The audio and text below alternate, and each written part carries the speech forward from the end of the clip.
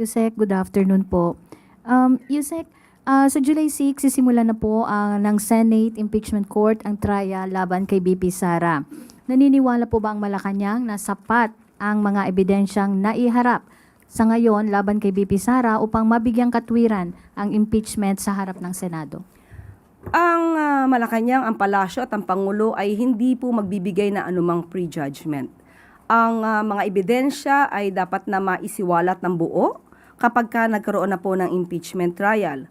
At tao na po ang maghuhusga, maliban po of course sa mga senator judges.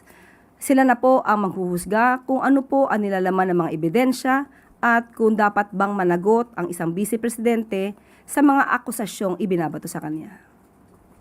Follow up lang din, Yusek. Kung may lumabas po na bagong ebidensya sa pagdinig ng Senado na mag-uugnay din po sa ibang mga opisyal ng pamahalaan, susuportahan po ba ito ng palasyo ang malawak na investigasyon, anuman ang kanilang partidong, pampolitika o kaalyado man ng gobyerno? Isa sa itinataguyod ng administrasyon na ito ni Pangulo Marcos Jr. ay managot ang dapat na managot. Hindi po tutulugan kung may mga nangyari na pagtulog sa pagpapanagot ng mga sangkot sa mga nakaraang administrasyon, hindi po yan ang gagawin ng administrasyon na ito. Sinimulan niya pong magpaimbestiga ng tungkol sa korupsyon, dapat po ay magtuloy-tuloy po ito.